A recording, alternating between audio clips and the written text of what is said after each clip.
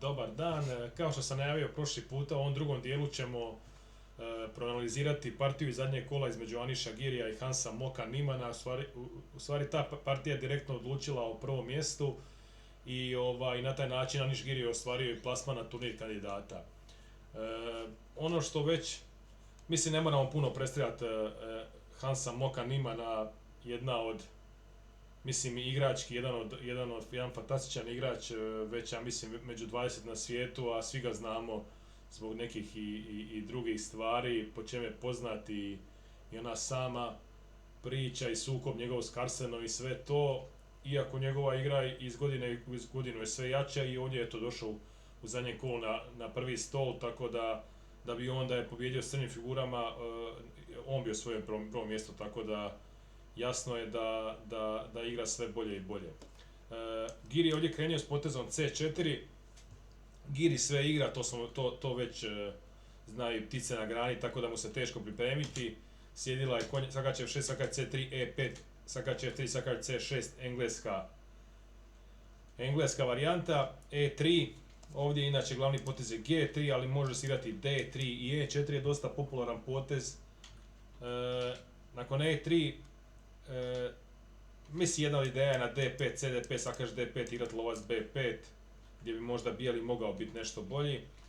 Lovac B4 se smatra glavnom linijom, dama C2, lovac C3. U principu bijeli ima neku ideju u nekom trenutku, recimo na primjer na 0-0 igrat potez SD5. I to nekad može biti jako nezgodno.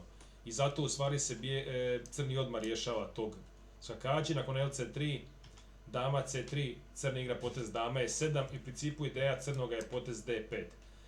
Zašto bijeli vuče potez A3? On jednostavno želi nakon D5, ako se nekad dogodi CDP sakač D5, da kontrolira ovu točku B4 koja može biti jako važna, posebno u tim strukturama. Nakon D5, naravno da ne može ovdje bijeli odigrati CDP sakač D5, dama C2 jer crni ima vrlo nezgodan potez E4. Druga bi bila priča da je pješak na D3 bijeli, ali međutim nije. D5, D4, D, sakač D, dama D, C5, dama H4. Da se ne lažemo, naravno da je ovo sve bila priprema bijelog, sad ne znam koliko je crni znao točno u detalje ovu varijantu, ovo je sigurno Giri mogao očekivati da će doći u partiji, Niman možda i ne. Sjedilo je LE6, nije jedini potez, ali je glavni, CD5, sakač D5, lovac B5 šah, lovac D7 i sada Giri ulazi u završnicu ako dama E7, sakač E7, lovac E2. Ova završnica igrana u nekim partijama i vidjet ćemo da je u jednoj sjajnoj partiji na vrlo sličan način ko što je Giri dobio, Vasilij Ivančuk je pobjedio Sergeja Karjakina na turniru u Vajkanzeu. U stvari, ono što se bijeli nada u ovoj poziciji i jedina prednost bijeloga u ovoj poziciji je lovački par. Ako se uspiju razigrati lovci, uz naravno osvajanje prostora nakon F3, E4, lovac E3 i postavljanje topova po D i C liniji, uz nekakav motiv B4 poslije, ko što se dogodio u stvari u obje partije, vidjet ćemo da je nekako model partija jedna Ivančuka u stvari na neki način je vrlo sličan način prepisana od Girija. Mislim da je Giri sigurno znao za tu partiju, naravno da postoje tu neki detalji, neke nijanse koje se nisu mogle predvidjeti, ali mogu reći da su partije dosta slične sigurno. Ovdje je Niman igrao potez top C8. U partiji, i to bilo dobro zapamtiti, da vidimo kako je išla partija između Karjakina i Ivančuka. Karjakin igrao F6, Ivančuk E4, Karjakin kralj F7, Ivančuk LE3, top HC8. Karjakin je odlučio s ovim topom braniti točku C5, bijeli vuče F3, lovac E6, top C1, pritisak na točku C5, B6, lovac A6. Ovaj svakako potez treba zapamtiti jer je na isti motiv i Giri radio probleme Nimanu. Znači top D8, B4, jako važno. Teško je ovdje probiti kroz centar ili na kraljevom krilu, recimo G4, H4, kralj F2, teško je tu probiti crnoga. Da bi se ova pozicija dobila i da bi lovci imali smisao, jako je važno u nekom trenutku otvoriti davino krilo sa potezom B4, jer će se otvoriti C linija. B4, C, B, A, B, lovac C8. Zašto lovac C8? Zato što je ovaj lovac postao kost u grlu, jednostavno ga se mora riješiti jer bijeli će jednostavno igrati kraljev 2, možda i top C7, vidit će. Lovac C8, lovac E2, naravno neću lovac C4 zbog lovac E6, lovac E2, lovac E6 nazad, kraljev 2, top A C8, top A1, nema izmjene. Zašto? Slabost na A7 ogromna kod crnoga.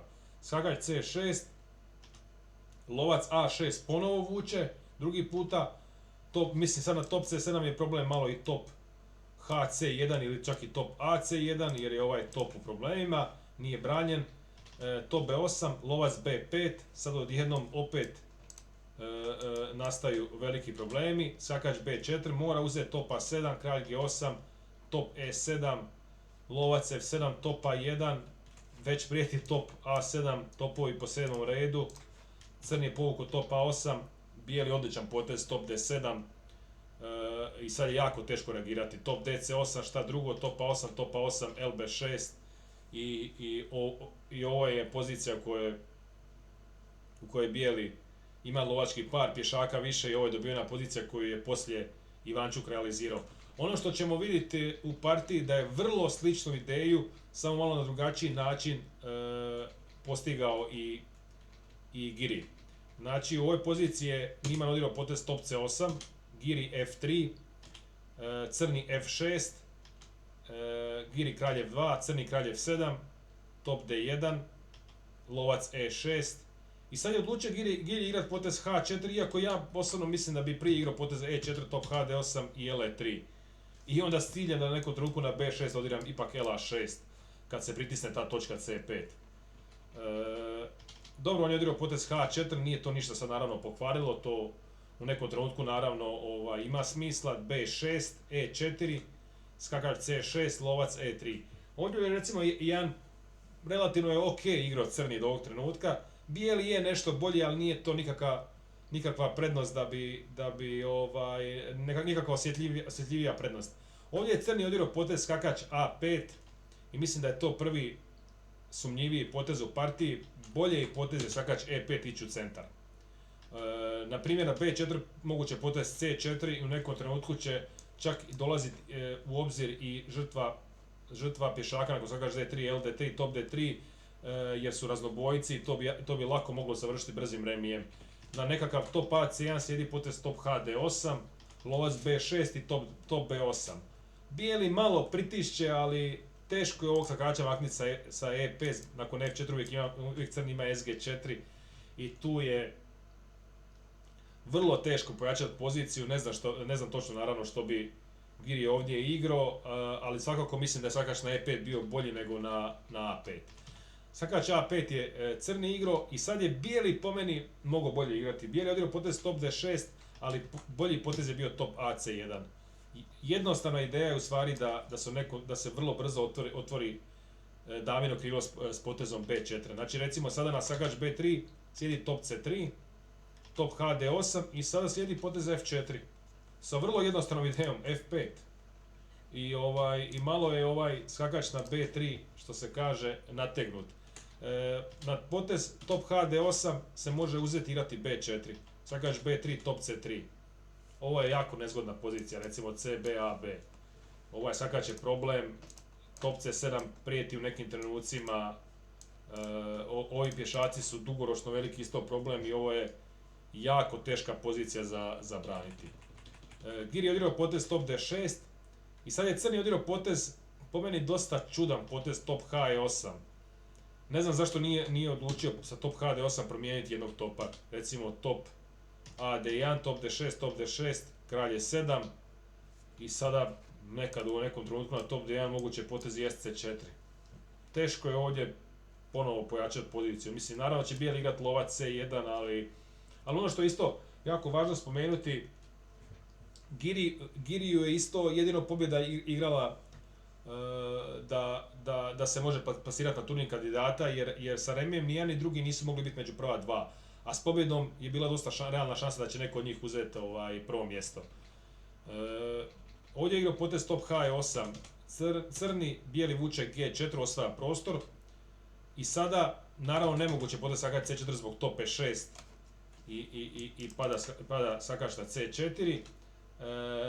Ono što je zanimljivo, on igrao potez sakač B7, iako i ovdje je možda ok ova izmjena, sad bi vjerojatno bijeli ušao opet u isto, ali ajde ima jedan tempo viška sa ovim G4, iako opet nakon SB3, top C3, A5, G5, SD4, mislim LD3, mali pritisak bijelog je, ali ipak dosta je ovo dobra struktura i jako dobar sakač sa D4, teško je to probiti i nije ovaj lovac neka posebno jaka figura u ovom trenutku, ko što je postao u partiji.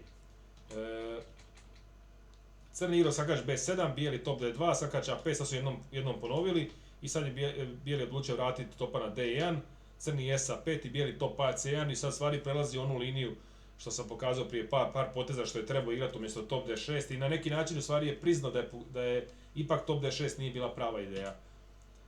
Sad na top D8 se može uzeti igrati B4, SB3, top C3. Jako nezgodno. To smo recimo vidjeli u jednoj varijanti, jednoj prijašnjoj varijanti. Ovdje je crni odigrao potez kralj E7 i sad ponovo taj Ivančukov potez LA6. Teško mi je vjerovati da Giri nije znao za tu partiju, mislim prilično sam siguran naravno da je znao jer Giri je inače poznat kao odličan teoretičar i jako veliki radnik šahovski, tako da samu ideju je sigurno bio jako upoznat sa samom idejom. Top CD8, top D8, top D8, B4. Nažalost, pod crnoga otvara se damino krilo, ista stvar je viđena u partiji, naravno Ivančuk Karjakin, do duše, sada je jedan top manje u igri, ali ocjena je ista. Nakon CB, AB, SB3 opet slijedi top C3, crni odigrao sakač B3, bijeli top C3, crni top D6, kao da u slučaju nekog uzimanja da cilja lovca na A6. Ovdje recimo što je jako zanimljivo, kompjuter smatra da je najbolje prvo odigrati potez G5 i da u stvari bijeli ne mora nigdje ni žuriti jer crni pitanje koji koristan potez ima ovdje. No naravno, mislim opet, lako je kad kompjuter kaže bijeli s potezom BC5 uzima pješaka i teško je kritizirati čovjeka koji ide uzeti pješaka jer naravno da za vrijeme partije neko će pomisliti nakon G5 da možda nećeš nikad više uzeti pješaka, tako da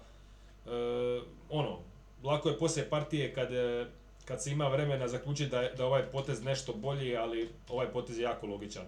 Ovdje u stvari u ovom trenutku je Niemann izgubio partiju i odigrao je krivi potez, iako je pozicija i on je odigrao potez BC5 i nakon top B3 odličan potez, na primjer na topa 6 slijedi lova C5 i top B7 i doslovno će sve popadati od ovih pješaka, to naravno crni ne može. Crni je uzeo lovac B3, lovac C5 i nakon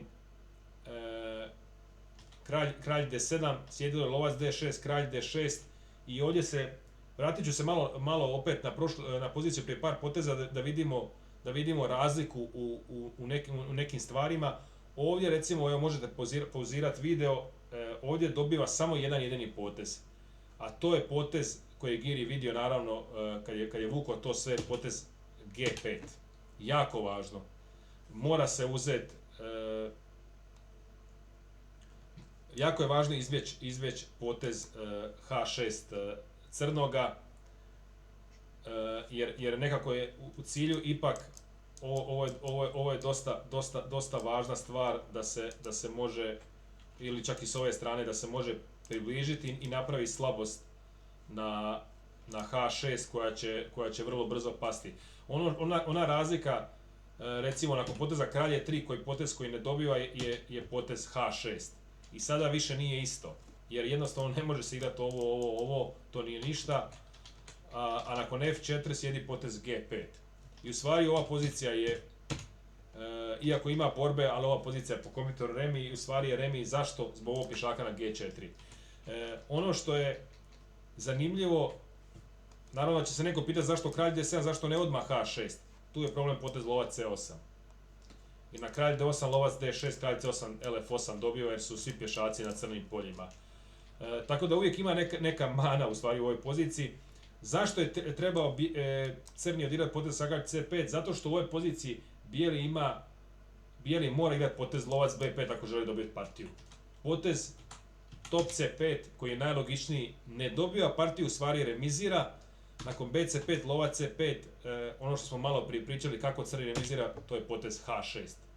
Jedini potez koji remizira je jako važan potez, znači nakon kralj E3, kralj D7, lovac D6, kralj D6, kralj D4, G5, ova pozicija je remi i recimo ovo je dosta ajmo reći, previd koji se svako može dogoditi, u stvari da zaboravi da crni ima taj H6 i na kraju u stvari ova struktura je ta koja donosi remi crnove.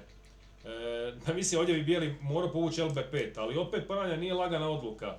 Posebno ako je bijeli bio na malo vremena, teško je ne odigrati ovo. Jer opet računaš kralj D7, LD6, kralj D6, G5, ko što je bilo praktički u partiji i bijeli dobiva. Jednostavno je moguće zaboraviti da ovaj potez je vrlo jak.